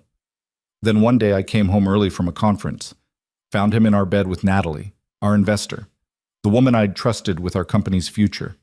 I'm sorry, I'm not finished." Her voice hardened. The betrayal wasn't just sexual, though that hurt. It was everything. I found out later he'd been systematically undermining me in board meetings, telling investors I was too emotional to make strategic decisions, positioning himself as the real visionary while painting me as the overly cautious partner. He'd spent years building a narrative where I was the problem, so when he finally made his move, stealing the algorithms, taking the job with our competitor, no one was surprised. Everyone just thought I'd failed. "But you rebuilt." "I did. Took everything I had, but I did. And in the process, I learned that the only person I could trust completely was myself. That relying on someone else, loving someone else, was just setting myself up for inevitable disappointment." She turned back to face him. "Until I met you and Maya. Until I let myself imagine that maybe not everyone leaves. Maybe not everyone betrays. I won't betray you, Lena. You might not mean to, but Ethan, every time you pull away because you're scared, every time you shut down because the emotions are too much, it feels like a small betrayal. Like you're choosing fear over us, over me. The truth of it hit him hard. I didn't realize. I know you didn't. And I'm not trying to make you feel guilty. I'm just trying to make you understand that I'm risking just as much as you are. Maybe more, because at least you had a love that was true and real before it was taken from you. I had a love that turned out to be a lie from the start. They stood there in the darkness of his living room, two damaged people trying to figure out if their broken pieces could fit together into something whole. What do we do now? Ethan asked. We decide if we're brave enough to keep trying, both of us. No more running, no more hiding. We face the fear together, or we walk away now before we're in too deep. I think we're already in too deep. Yeah. A small smile crossed her face. Me too. He crossed to her, pulled her close. I can't promise I won't get scared. I can't promise I won't have moments where the fear wins and I want to run. But I can promise I'll try. I'll try to be brave enough to stay, to fight through it, to choose us even when it terrifies me. That's all I'm asking for. The trying. She looked up at him. But Ethan, I need something from you. I need you to let me in completely. No more secrets, no more hiding the hard parts. If we're doing this, we're doing it honestly. All of it. The grief, the fear, the guilt. I can handle it. But I can't handle being kept at arm's length while you pretend everything's fine. Deal. But same goes for you. No more pretending you don't have your own damage. No more acting like you're invincible. We're broken together, okay? Broken together. She repeated it like a vow. I like the sound of that. They spent the rest of that night talking, really talking, about everything they'd been avoiding. Ethan told her about the panic attacks he still had sometimes, usually at night, when the fear of losing someone else would grip him so hard he couldn't breathe. She told him about the trust issues that made her question everyone's motives, how she sometimes tested people just to see if they'd fail her. He admitted he'd been seeing a therapist since Rebecca died, but had stopped going 6 months ago because he convinced himself he was fine. She confessed she'd never sought therapy after David, had just thrown herself into work and pretended the betrayal didn't haunt her. We're kind of a mess, Ethan said as dawn started to lighten the sky. Yeah, but we're an honest mess now. That's progress. Lena yawned, exhausted but lighter somehow. I should probably let you get some sleep. Maya will be up soon. Stay. The word came out before he could second guess it. Sleep here. On the couch, in the guest room, wherever you're comfortable. I don't want you to leave right now. Something in her expression softened. The guest room sounds good. He set her up with blankets and pillows, and as he turned to leave, she caught his hand. Thank you, she said quietly, for trusting me with the truth. All of it. Thank you for not running when you saw how broken I really am. We're all broken, Ethan. The question is whether we let ourselves heal or keep picking at the wounds. He kissed her forehead, gentle and full of promise, then went to his own room. For the first time in years, he slept without nightmares. When Maya woke up that morning and found Lena at the breakfast table helping make pancakes, her squeal of delight could probably be heard 3 floors down. Are you staying forever now? Maya asked, attacking her pancakes with enthusiasm. Not forever, sweetheart, Lena said, but she was smiling. Just for breakfast. But you'll come back, right? You always come back. Yeah, kid, I always come back. Ethan watched them together, his daughter and this woman who'd somehow become essential to both their lives, and felt something shift in his chest. Not the guilt-ridden fear he'd been carrying, but something else, something that felt dangerously close to hope. Over the next few weeks, they fell into a new rhythm. Lena started staying over more often, in the guest room at first, then gradually in Ethan's room when Maya was at sleepovers. They had dinner together most nights, the 3 of them, like a family that was slowly knitting itself together from disparate threads. Ethan met more of Lena's work colleagues, started understanding the pressure she was under to maintain her company's growth. She attended Maya's school play, cheered louder than anyone when the little girl forgot her lines, and improvised something about unicorns instead. They fought too. Real fights, not just disagreements. Once over Ethan's tendency to make decisions about Maya without consulting Lena, even though she'd become a fixture in the girl's life. Once over Lena working through dinner 3 nights in a row, prioritizing conference calls over the family time she'd committed to. They learned how to fight fair, how to apologize genuinely, how to repair instead of retreat. This is the hard part, isn't it? Lena said one night after they'd resolved an argument about whether Maya was old enough for social media. The part where we figure out if we can actually build something lasting or if we're just delaying the inevitable. I don't think anything about us is inevitable, Ethan replied. I think we're writing the story as we go, and we get to choose how it ends. And how do you want it to end? He pulled her close, breathing in the familiar scent of her perfume. I don't want it to end at all. I want to keep choosing you every day, even when it's hard, especially when it's hard. That sounds suspiciously like commitment, Mr. Cole. Maybe it is. Maybe I'm finally ready to stop being afraid of what I might lose and start appreciating what I have. She kissed him, soft and lingering. I love you, you know. Even though you're a stubborn, overthinking workaholic with commitment issues and a tendency to spiral into existential crises at 2 a.m. I love you too.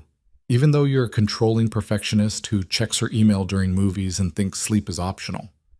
They laughed and it felt like healing, but life had one more test waiting for them. One more moment where their foundation would be shaken to see if it could hold. It came on an ordinary Tuesday, 6 months after that night of truth-telling. Ethan was at work when his phone rang. Maya's school. His heart stopped. Mr. Cole, Maya's fine, but there's been an incident. She fell on the playground, hit her head. We've called an ambulance to be safe. The world tilted. He grabbed his keys, told Marcus something incoherent, and was in his car before he could think. His hands shook on the steering wheel. His mind filled with worst-case scenarios, with memories of hospital rooms and helpless waiting and losing someone he loved. He was halfway to the hospital when he realized he'd called Lena. Ethan, what's wrong? Maya fell, head injury, hospital. I can't do this again. I can't lose her too. Where are you? Her voice was calm, grounding. In the car, driving to Mercy General. Okay, listen to me, breathe. Maya is going to be fine. Kids fall all the time. The school is being cautious, which is good, but it doesn't mean the worst is happening. Do you hear me? I hear you. I'm leaving work now. I'll meet you there. You're not doing this alone. She was true to her word. By the time Ethan reached the hospital, hands still shaking, Lena was already in the waiting room. She stood when she saw him, and he collapsed into her arms. She's in examination room 3. They're running tests. The nurse said she's conscious and talking, asking for you. The relief was physical. She's okay? She's okay. Go. I'll be right here. He found Maya sitting up in a hospital bed, a small bandage on her forehead, looking tiny and scared, but very much alive. When she saw him, she burst into tears. Daddy, I'm sorry. I was trying to do a flip on the monkey bars like Sophie and I fell, and everyone was scared and there was so much blood. Shh, princess, it's okay. You're okay. He held her, felt her solid and real and breathing in his arms, and the terror started to recede. No more flips on the monkey bars, deal? Deal. The doctor came in, explained that Maya had a minor concussion and would need to be monitored but was fundamentally fine. No skull fracture, no internal bleeding, just a nasty bump and a scare. They could go home in a few hours. When Lena appeared in the doorway, Maya's face lit up. Lena, did you see my bandage? I'm like a warrior princess now. The fiercest warrior princess I know. Lena sat on the edge of the bed. You scared us, kid. I scared me too. Maya looked between them, then at Ethan. Daddy was really scared, huh? Yeah, princess, I was really scared. But Lena came. She always comes when we need her. It was said with the simple certainty of a child, but it hit both adults like a revelation. Later, after they'd taken Maya home and gotten her settled with her favorite movies and misses, Chen fussing over her, Ethan found Lena on his balcony. You came, he said. Of course I came. No, I mean, when I called, I wasn't even thinking. I was just terrified, and you were the person I needed. Not just wanted, needed. And you came without hesitation. Where else would I be? He turned her to face him, held her face in his hands. I've spent so long being afraid of loss that I forgot what it feels like to have someone stay, to have someone show up, consistently, no matter what. You do that. You're here, really here, and I don't think I've ever truly thanked you for that. You don't have to thank me for loving you, Ethan. That's not how this works. Maybe not, but I'm going to anyway. He kissed her. deep and certain. I want more than one step at a time. I want to plan a future with you, if you'll have me. Lena's eyes filled with tears. Are you sure? Because I need you to be sure. I need to know this isn't just the adrenaline from today talking. I'm sure.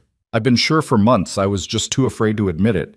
But today, driving to that hospital, the person I called wasn't Marcus or Mrs. Chen or anyone else. It was you. Because you're my person now, Lena. You and Maya. You're my family, and I don't want to waste any more time being afraid of that. She kissed him like it was the first time and the last time, and every time in between. And when they finally pulled apart, the city lights glittering below them, she whispered the words he hadn't known he needed to hear. I choose you too. Both of you. For as long as you'll have me. It wasn't a proposal, not yet, but it was a promise. And for two people who'd learned the hard way that tomorrow wasn't guaranteed, a promise was everything. But promises, Ethan discovered, were easier to make in moments of crisis than to keep in the quiet aftermath when fear had time to whisper its doubts. The first crack appeared 3 weeks after Maya's accident. Lena had stayed over most nights since then, her presence becoming as natural as breathing. Her toothbrush sat next to his in the bathroom. Her coffee mug had a permanent spot in the cabinet, and Maya had started setting 3 places at the table without being asked. It was domestic and comfortable and terrifying in its permanence. They were having dinner when Lena's phone rang for the 4th time that evening. She glanced at it, silenced it again, but her expression was tight with stress. You should answer it, Ethan said. It's clearly important. It's just work. It can wait. Lena, it's fine. We're just eating pasta. The world won't end if you take a call. She hesitated, then excused herself to the balcony. Through the glass door, Ethan could see her pacing, her free hand gesturing emphatically. When she came back 15 minutes later, her entire demeanor had changed. Everything okay? He asked. The Tokyo investors are threatening to pull out if I don't fly there this week for face-to-face meetings. Apparently, video conferences aren't building enough trust. She ran her hand through her hair, exhausted. I'm sorry. I know I promised we'd go to that thing at Maya's school on Friday, but how long will you be gone? A week, maybe 10 days if the negotiations go badly. That's a long time. Something in his tone made her stiffen. It's my job, Ethan. It's not like I have a choice. I didn't say you did. But you're thinking it. I can see it on your face. You're already pulling away. I'm not. But he was. He could feel it happening, that old familiar instinct to create distance, to protect himself before the loss could hurt. It's just a lot. You being gone that long. What if something happens with Maya? What if what? What if the plane crashes? What if I decide Tokyo is better than here and never come back? What if I meet someone else? Her voice rose, frustration bleeding through. Say what you're actually afraid of, Ethan. Maya looked up from her plate, eyes wide. The tension in the room was thick enough to choke on. Can we not do this right now? Ethan said quietly, nodding toward his daughter. Fine. But we are doing this. Later. Lena stood, grabbed her jacket. I'm going upstairs. I need to pack anyway. She left, and the silence she left behind was deafening. Is Lena mad at you? Maya asked in a small voice. No, princess. We just had a disagreement. Adults do that sometimes. But she's coming back, right? She always comes back. The question hit him like a punch to the gut. Of course she's coming back. But later that night, standing outside apartment 14B, Ethan wasn't sure of anything anymore. He knocked, waited, knocked again. When Lena finally opened the door, she looked like she'd been crying. What do you want, Ethan? To apologize, to talk, to not leave things like this. She stepped back, let him in. Her apartment was a mess. Clothes scattered across the bed, suitcases open, papers everywhere. The organized, controlled Lena he knew had been replaced by someone frantic and overwhelmed. I'm sorry, he started, for earlier. For making your trip about my fear instead of supporting you. Are you? Or are you just sorry because you know you're supposed to be? She crossed her arms, defensive. Because it feels like every time things get real, every time we take a step toward actual commitment, you find a reason to panic and pull back. That's not fair, isn't it? We say we're building a future, but the moment I have to leave for work, you act like I'm abandoning you. Do you know how exhausting that is? Constantly having to prove that I'm not going anywhere, that I'm not going to die or leave or betray you? I never asked you to prove anything. You don't have to ask. It's in every look, every hesitation, every moment where I can see you calculating the risk of loving me versus the safety of staying alone. She sat down on the edge of her bed, suddenly tired. I can't compete with your fear, Ethan. I can't fight ghosts. He sat beside her, careful to leave space between them. You're right about all of it. I am scared, terrified actually, and I do pull back when things feel too real. But Lena, it's not because I don't love you or want this. It's because I do. Because you and Maya are everything to me now, and the thought of losing you, is paralyzing. So what do we do? Because I can't live like this, constantly walking on eggshells, afraid that any normal part of life, a business trip, a disagreement, a bad day, is going to trigger your abandonment issues and make you shut down. I don't know. The honesty of it hurt. I don't have an answer. I just know that I don't want to lose you. Then you need to figure it out. She looked at him, and her eyes were full of a sadness that scared him more than anger ever could. Because I love you, but I can't be the only one fighting for us. At some point, you have to decide that we, are worth the risk. And you have to decide it not just in the good moments, but in the hard ones too. Are you saying you want to end this? I'm saying I need space. I need to go to Tokyo and focus on saving my company without worrying about whether you're going to be here when I get back. And you need to figure out if you can actually be in a relationship with someone who has their own life, their own obligations, their own fears. Lena, please, Ethan, just go. Let me pack. Let me do what I need to do. Her voice cracked. And maybe while I'm gone, you can think about whether you're ready for this or if you're just going through the motions because it's what you think you should do. He wanted to argue, to tell her she was wrong, that he was ready, that he wouldn't run. But the words stuck in his throat because he wasn't sure they'd be true. So he left. The next morning, he didn't see her before she left for the airport. He told himself it was because she had an early flight, that it was better to give her space like she asked. But the truth was simpler and more damning. He was already running, already building back the walls she'd so carefully helped him dismantle. Where's Lena? Maya asked at breakfast. She had to go to Tokyo for work. She'll be back in a week or so. Did you say goodbye? She left really early, Princess, before you were up. Maya studied him with those too perceptive eyes. You're sad. Did you guys have a fight? Just a disagreement. It's nothing for you to worry about. But Maya was 7, not stupid. When Mommy was alive and you guys fought, she always said that the important thing was making up. That being right wasn't as important as being together. The wisdom of it, coming from his daughter quoting his late wife about his current relationship, was almost too much to bear. Your mom was a smart lady. So is Lena, and she makes you happy. Don't mess it up, Daddy. If only it were that simple. The week Lena was gone stretched into 10 days, then 12. She texted occasionally, brief updates about meetings, polite inquiries about Maya. But the warmth was gone, replaced by a cordial distance that felt like a preview of a future without her. Ethan threw himself into work again, that old familiar coping mechanism. He took on a new project, a hospital complex that required complete redesign. The irony wasn't lost on him, designing a place meant to heal people while he was falling apart inside. You're doing it again, Marcus said, finding him at the office at midnight on a Friday. Doing what? Sabotaging yourself, running from the good thing because you're afraid it'll turn bad. His boss sat down, fixed him with a stare that had probably intimidated countless junior architects but had lost its effect on Ethan years ago. Elena told me Lena's been gone almost 2 weeks. She also told me you haven't called her once, just texts, impersonal, distant texts. She asked for space. She asked you to think about what you want. Did you? Or did you just use space as an excuse to retreat back into your fortress of solitude? It's complicated. It's not, though. That's the thing. You love her. She loves you. You're both scared because you've both been hurt. But Cole, everyone's been hurt. Everyone's carrying damage. The question is whether you let that damage define you or whether you fight through it to build something better. What if I can't? What if I'm too broken to be what she needs? Marcus laughed, but it wasn't unkind. You've been raising a daughter alone for 3 years.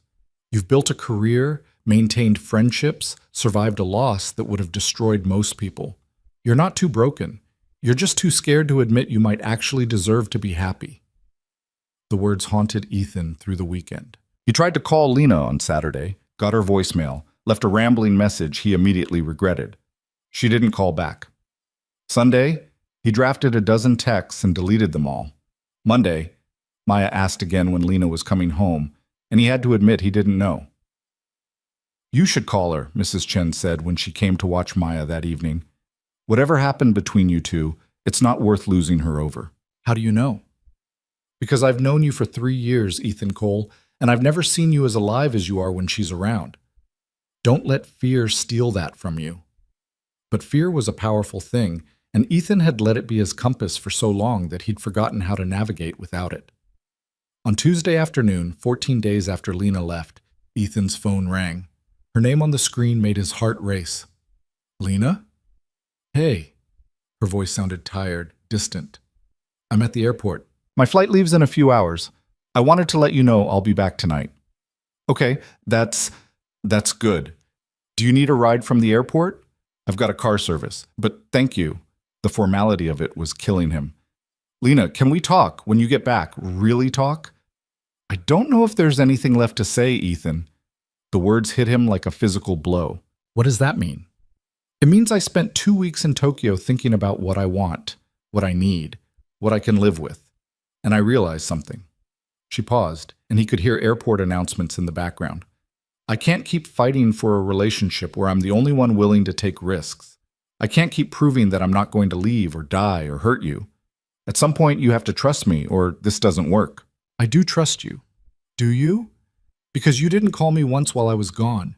Didn't ask how the meetings went. Didn't tell me you missed me. Didn't do anything that suggested you wanted me in your life beyond the casual convenience of it." "That's not true. I wanted to call. You just what?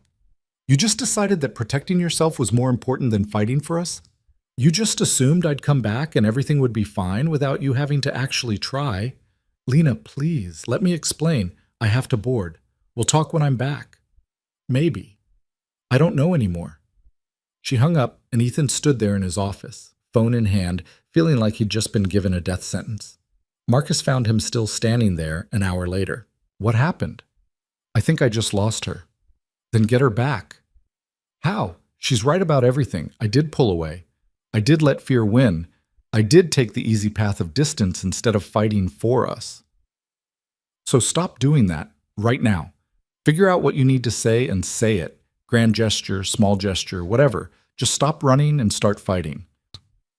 Ethan looked at his boss, at this man who'd been there through Rebecca's death and the years after, who'd watched him build walls and now was telling him to tear them down. What if it's too late? Then at least you'll know you tried. "But Cole, I've seen the way that woman looks at you. It's not too late. Not yet. But it will be if you don't get your head out of your ass and do something." So Ethan did something he should have done weeks ago. He left work early, picked up Maya from school, and took her to the one place that had always brought him clarity, the waterfront where he and Rebecca used to walk when they needed to think. They sat on a bench overlooking the water, Maya swinging her legs and eating the ice cream he'd bought her despite it being October and too cold for ice cream. "Why are we here, Daddy?" she asked. "Because I need advice from the smartest person I know." You mean me?" She grinned, chocolate ice cream on her chin. "I mean you." He wiped her face with a napkin. "I think I messed things up with Lena, and I don't know how to fix it."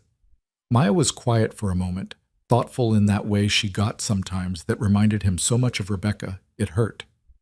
"Do you love her?" "Yes." "Does she make you happy?" "Very much." "Does she make me happy?" "I think so. Does she?" "Yeah, she's like..." Maya struggled for the word. "She's like the piece that was missing from our family. Before her, it was just you and me, and that was okay. But with her, it feels complete, like we're whole." Ethan felt tears prick his eyes. "When did you get so wise, princess?" "I'm 7. 7 is very wise." She took another bite of ice cream. "If you love her, and she makes us happy, then you should tell her that. And you should tell her you're sorry for being scared, Because everyone gets scared, but brave people do the thing anyway. Where did you learn that? Lena told me, when I was scared about going back to school after I hit my head. She said being brave doesn't mean not being scared. It means doing the thing even though you're scared. The simple truth of it broke something open in Ethan's chest. Here he was, a 32-year-old man, getting life advice from his 7-year-old daughter who was quoting the woman he loved back to him. The absurdity and beauty of it made him laugh. You're absolutely right. Thank you, Princess. So you're going to fix it? I'm going to try. Good, because I already made her a card that says welcome home, and it would be really sad if she didn't want it because you were being dumb. He pulled her into a hug, this fierce little human who'd somehow survived losing her mother and watching her father grieve and still believed in love enough to fight for it. That evening, Ethan stood outside apartment 14B with a bouquet of flowers that felt inadequate and his heart in his throat. He'd rehearsed what to say a dozen times on the way over, but now that he was here, all the words fled. He knocked, waited, knocked again. When Lena opened the door, she looked exhausted. Her hair was up in a messy bun, she was in sweatpants and an old t-shirt, and she'd never looked more beautiful to him. Ethan. Hi. Hi. Can I come in? She hesitated, then stepped back. Her apartment looked different, boxes stacked in the corner, furniture slightly rearranged. His stomach dropped. Are you moving? Maybe. I don't know yet. She took the flowers he offered, set them on the counter without putting them in water. What do you want, Ethan? To apologize, to explain, to fight for us the way I should have been fighting all along. I'm tired. Can we do this another time? No, because if I leave now, if I let you put this off, I'm just running again. And I'm done running. He took a breath, dove in. You were right about everything. I did pull away. I did let fear dictate my choices. I told myself I was protecting myself and Maya, but really I was just being a coward. I never called you a coward. You didn't have to. I am one. I've been one since Rebecca died. I've been so afraid of losing someone else that I've spent 3 years barely living. And then you came along and forced me to feel things again, to want things again, to risk again. And it terrified me. Ethan, please let me finish. I need to say this. He moved closer, but didn't touch her. When you left for Tokyo, I panicked. Not because you were leaving, but because I realized how much I needed you, how much Maya needs you, how much our life is better with you in it. And that realization was so big and so scary that I did what I always do. I retreated. I built walls. I convinced myself that distance was safer than vulnerability. And now? Now I'm standing here telling you that I'm done with safe. I'm done with walls. I'm done pretending that protecting myself from potential pain is more important than actual happiness. He reached for her hand, was grateful when she didn't pull away. I love you, Lena. Not despite the fear, but through it. And I'm asking, no, I'm begging, for another chance to prove that I can be the partner you deserve. She was crying now, silent tears streaming down her face. You hurt me. When you pulled away, when you didn't call, when you made me feel like I was fighting alone, it hurt. I know, and I'm sorry. I'm so sorry. I don't know if I can go through that again. The wondering, the worrying, the feeling like you're one bad day away from shutting down and shutting me out. I can't promise I won't get scared again. I can't promise there won't be moments where the fear is loud and the urge to run is strong, but I can promise that I'll fight it, that I'll choose you, choose us, even when it's hard, especially when it's hard. He cupped her face in his hands, made her look at him. You told me once that being brave doesn't mean not being scared. It means doing the thing anyway. So I'm doing the thing. I'm choosing love over fear. I'm choosing you. What if it's not enough? What if the fear wins anyway? Then we deal with it together. No more shutting you out, no more hiding. We face it together, because that's what people do when they love each other. They don't run from the hard parts. They hold each other through them. Lena was quiet for a long moment, searching his face for something. Finally, she spoke. I went to Tokyo planning to stay there. Did you know that? My company has an office there, and they've been begging me to relocate, to oversee the Asian expansion personally. I was going to say yes. I was going to leave because it seemed easier than staying and risking more heartbreak. His heart stopped. And now? Now I'm standing here listening to you say all the things I've needed to hear for months, and I'm terrified that I want to believe you. That I want to give this another chance, even though every logical part of my brain is screaming that I should protect myself. What's your heart saying? She laughed, watery and broken. My heart is saying that I love you too much to walk away without a fight.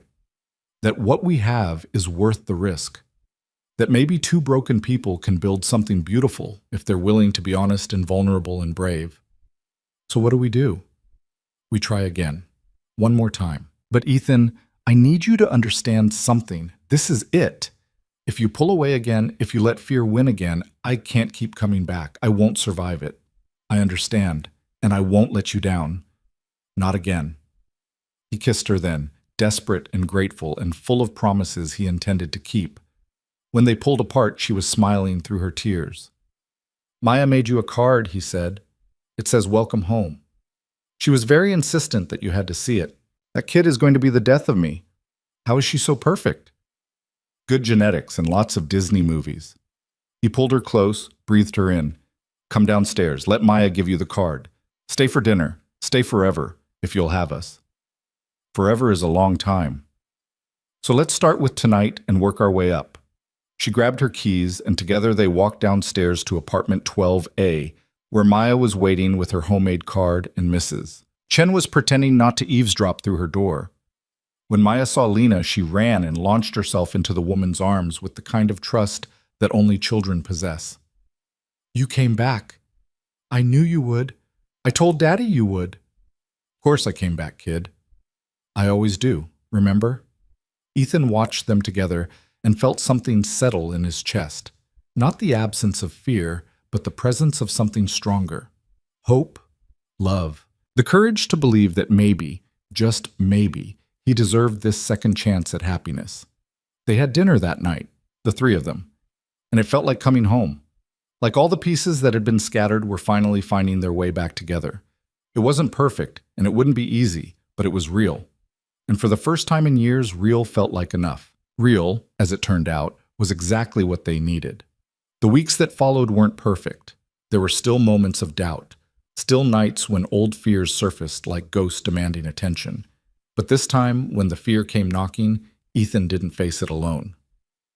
The first test came just 3 weeks after Lena's return from Tokyo. Maya woke up one morning complaining of a sore throat that by afternoon had developed into a fever. Nothing serious, just a bad cold. But Ethan felt the old panic rising in his chest. The tightness, the racing thoughts, the visceral memory of hospital rooms and helpless waiting. Hey, Lena said, finding him staring at Maya's closed bedroom door at 2 a.m. She's sleeping. The fever broke an hour ago. She's going to be fine. I know, logically I know that, but my brain keeps showing me worst-case scenarios. Instead of telling him he was being irrational or that he needed to calm down, Lena simply took his hand and led him to the couch. She sat with him in the dark, letting him talk through the fear, naming it, acknowledging it, and then gently reminding him that fear didn't have to dictate his actions. You want to know what I do when I'm scared? She asked. I make a list. Actual facts versus catastrophic thinking.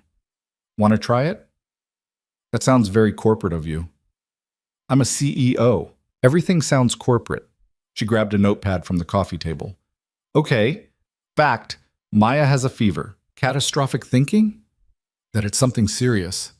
That we'll miss the signs like we did with Rebecca. That I'll lose her too. Fact. The doctor said it's just a viral infection. Catastrophic thinking? That doctors can be wrong. That they missed things with Rebecca for months before. His voice broke. I know. Lena set down the notepad, pulled him close. But here's another fact.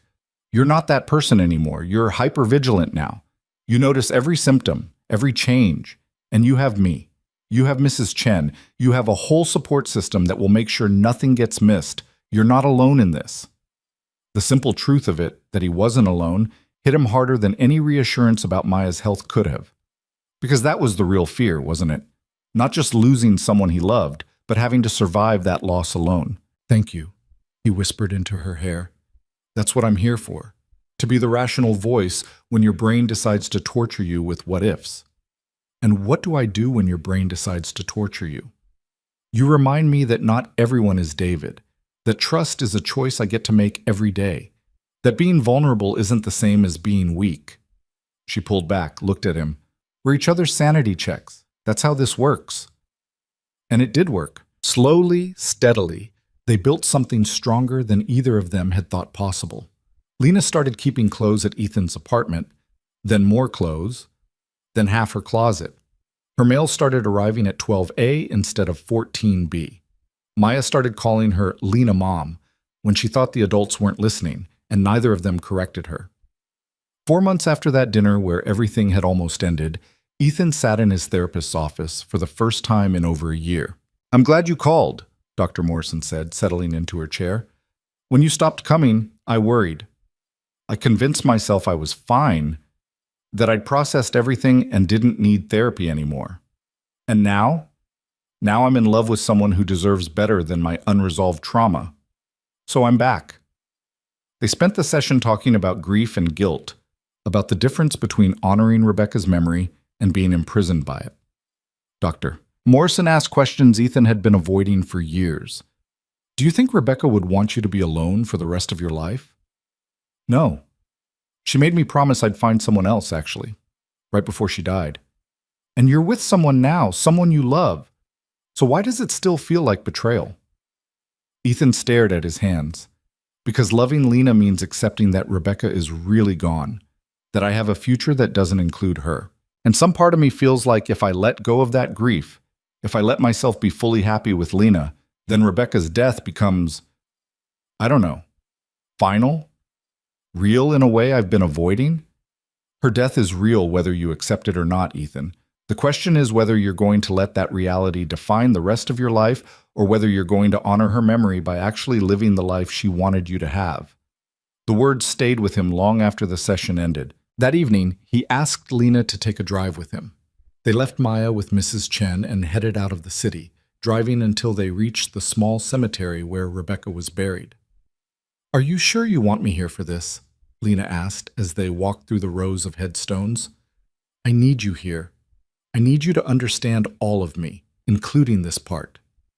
They stopped in front of a simple marker, Rebecca Ann Cole, beloved wife and mother. Ethan knelt down, brushed away the leaves that had collected against the stone. "Hey, Becca," he said softly. "I brought someone I want you to meet. This is Lana. She's incredible. Smart and strong and patient with me even when I don't deserve it. Maya loves her. You'd love her too, I think. She has your stubbornness, your refusal to let me wallow in my own head." Lena stood quietly beside him, tears streaming down her face. "I'm sorry it took me so long to keep my promise," Ethan continued, "to find someone and let myself be happy again. I've been so scared of forgetting you, of moving on like you never mattered. But I'm learning, slowly, that moving forward doesn't mean leaving you behind. It means carrying you with me in a different way." He stood, turned to Lena. "I needed to bring you here because this is part of who I am. Rebecca will always be part of my story, part of Maya's story. And if we're going to build a future together, you need to know that you're not replacing her. You're just the next chapter." "I would never try to replace her," Lena said quietly. "She gave you Maya. She shaped who you are. I'm grateful to her for that, even though I never got to meet her. She would have liked you, probably would have made some terrible joke about you being a billionaire slumming it with an architect. She had a weird sense of humor like that." They stood there for a while longer, the three of them, Ethan, Lena, and Rebecca's memory. And somehow, impossibly, it felt right. Like Rebecca's ghost wasn't haunting them, but blessing them. On the drive back, Lena was quiet. When they finally pulled into the parking garage at Riverside Tower, she spoke. "My turn to show you something." She led him up to 14B, to the boxes he'd noticed weeks ago. She opened one, pulled out a framed photograph. Her and David, young and happy, holding champagne glasses at what looked like a product launch. "I've been packing this stuff up for months," she said, "getting rid of the things that remind me of him, of who I was when I still believed in fairy tales. But I couldn't quite throw this one away." "Why not?" "Because I keep thinking that if I erase him completely, if I pretend that whole chapter never happened, then I'm denying the lessons I learned, the person I became because of it." She studied the photo. "He betrayed me. broke me in ways I didn't think I could recover from. But surviving that made me strong enough to take a chance on you, to risk loving someone again, even though I know how badly it can hurt. Ethan took the photo from her, looked at the younger version of Lena smiling up at a man who would eventually destroy her. What are you going to do with it? I think I'm going to throw it away, not because I want to erase the past, but because I don't need it anymore. The lessons are part of me now. The rest is just dead weight. She took the frame back, removed the photo, and ceremoniously dropped it in the trash. There. Done. Feel better? Actually, yeah, I do. She moved into his arms, fit herself against him like she'd been made to be there. We're quite a pair, aren't we? Both dragging around our ghosts, trying to figure out how to live in the present. At least we're doing it together now. Together is better, definitely better. They made love that night with a tenderness that felt like healing, like two people choosing each other despite every reason they'd built to stay alone. Afterward, lying tangled in sheets and moonlight, Lena traced patterns on his chest. I've been thinking, she said. Dangerous. Shut up. I've been thinking about Tokyo, about the offer to relocate. His body tensed. And I turned it down. Officially. Today, actually, right before you picked me up for our drive. Lena, you didn't have to do that for me. I didn't do it for you. I did it for us. For this life we're building. For Maya and lazy Sunday breakfasts and belonging somewhere for the first time in 5 years. She propped herself up on her elbow, looked down at him. Besides, I can run the Asian expansion from here. That's what video conferences and quarterly visits are for. I don't need to uproot my entire life when my life is finally exactly where I want it to be. Where's that? Here. With you. With Maya. In this complicated, messy, beautiful thing we're creating together. He pulled her down, kissed her deeply. I love you. Have I mentioned that today? Once or twice, but I never get tired of hearing it. Winter melted into spring, and with it came changes that felt less like upheaval and more like natural evolution. Lena officially moved into 12A, turning 14B into her home office. Maya's 8th birthday party was twice the size of the previous year's, filled with friends and laughter and a magic show that Lena performed with surprising skill. Marcus and Elena became regular fixtures at their dinner table, along with Mrs. Chen and a rotating cast of Maya's school friends. One Saturday in early May, Ethan woke to find Lena already up, standing on the balcony with her coffee, watching the sunrise. He joined her, wrapping a blanket around both their shoulders against the morning chill. What are you thinking about? He asked. About how different my life looks now compared to a year ago. How lonely I was without even realizing it. How I'd convinced myself that being alone was strength when really it was just fear masquerading as independence. Regrets? Not a single one. She leaned into him. Well, maybe one. I wish I'd met you sooner. Wish I'd had more time with you. We have time now. Lots of it. Do we, though? I mean, we're not kids anymore, Ethan. We've both lost people. We know how fragile everything is, how quickly it can all disappear. He understood what she was really asking, what she was dancing around. Are you asking me about the future? About our future? Maybe. Are you ready to talk about it? He thought about the ring he'd been carrying in his pocket for 3 weeks, waiting for the right moment. Thought about the conversation he'd had with Maya where she'd very seriously told him that if he was going to marry Lena, she approved, but he had to do it properly with a nice ring and everything. Thought about Dr. Morrison's last question in therapy. What's stopping you from building the life you want? Actually, he said, I am. He pulled out the ring, nothing ostentatious, just a simple platinum band with a single diamond that caught the morning light. Lena's hand flew to her mouth. This isn't how I planned to do this, he said, suddenly nervous. I was going to plan something elaborate. Take you to that restaurant you love, maybe, or back to the spot where we first met in the elevator. But standing here, watching the sunrise with you, this feels right. This feels real. Ethan, let me finish before I lose my nerve. He took her hand, the one not covering her mouth. Lena Brooks, you walked into my life when I was barely surviving, when I'd convinced myself that feeling nothing was better than risking feeling everything. You didn't let me hide. You saw through all my defenses and decided I was worth fighting for anyway. You loved my daughter like she was your own. You made me believe in second chances and happy endings and the possibility that maybe, just maybe, we get more than one great love in a lifetime. Tears were streaming down her face now. I can't promise I won't get scared sometimes.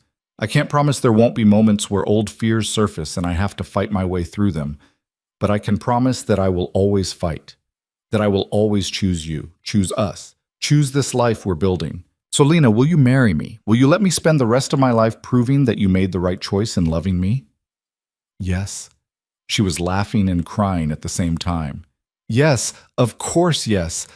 How could I say anything else? He slipped the ring onto her finger, and she kissed him like her life depended on it. When they finally broke apart, both breathless and grinning, they heard a sound behind them. Maya stood in the doorway of the balcony, still in her pajamas, Hopper clutched in one hand. "Did you ask her?" she demanded. "I did." "And did she say yes?" "She did." Maya let out a whoop that probably woke half the building and launched herself at both of them, wrapping her small arms around their legs. "We're going to be a real family now, like for real, for real." "We were always a real family, Princess," Ethan said, scooping her up. "This just makes it official." They spent that morning on the balcony, the three of them, planning a future that felt less like tempting fate and more like embracing possibility. Maya insisted on being the flower girl and wanted to invite her entire second-grade class. Lena suggested a small ceremony, just close friends and family. Ethan didn't care about the details. He just wanted to make it official, to stand up in front of the people they loved and promise to build a life together. "When should we do it?" Lena asked. "Tomorrow," Ethan suggested. "Daddy, you can't get married tomorrow. We need to plan. We need decorations and flowers, and I need a dress." "How about this summer?" Lena proposed. "Give us time to plan something small but meaningful. Maybe at that beach house Marcus and Elena keep offering to let us use." "The beach!" Maya's eyes lit up. "Can we get married on the beach? With the waves and everything?" "If that's what you want, Princess." "That's what I want." The months between proposal and wedding were a blur of happiness, punctuated by moments of bittersweet reflection. Ethan visited Rebecca's grave one more time before the wedding, this time alone. "I'm getting married next week," he told the headstone. "To Lena. You'd like her, Becca. She's nothing like you, quieter, more analytical, obsessed with data and spreadsheets. But she makes me laugh. She makes Maya laugh. She makes our house feel like a home again." The wind rustled through the trees, and Ethan chose to believe it was Rebecca's way of responding. "I'll always love you," he continued. "You know that, right? Maya will always know about you, about how much you loved her. We have pictures up in the house, and I tell her stories about you all the time.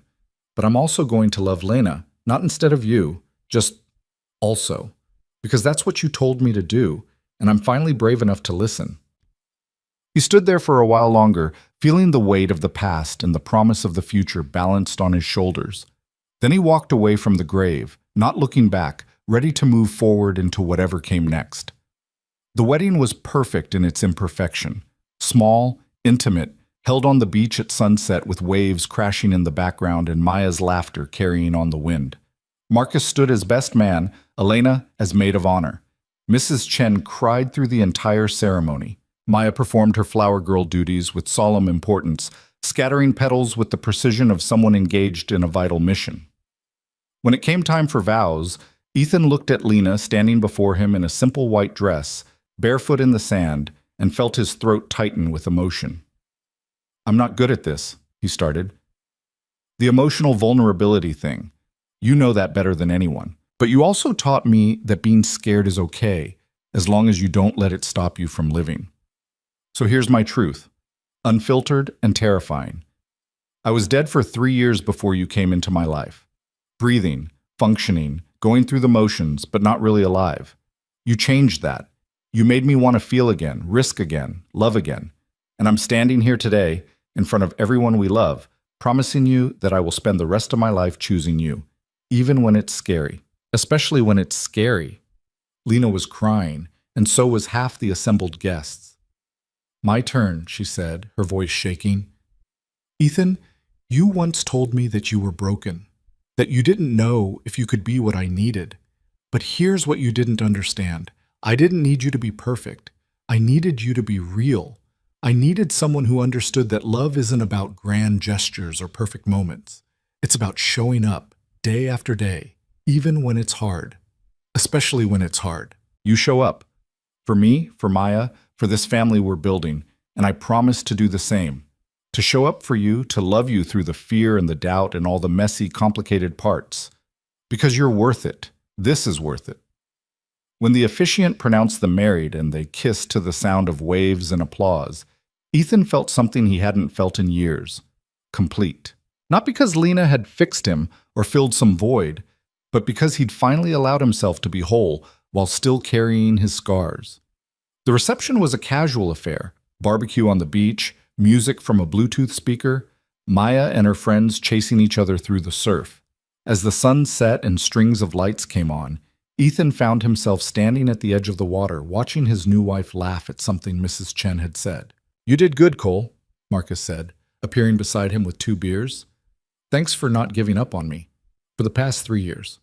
For everything." "That's what friends do. We don't give up." Marcus clinked his bottle against Ethan's.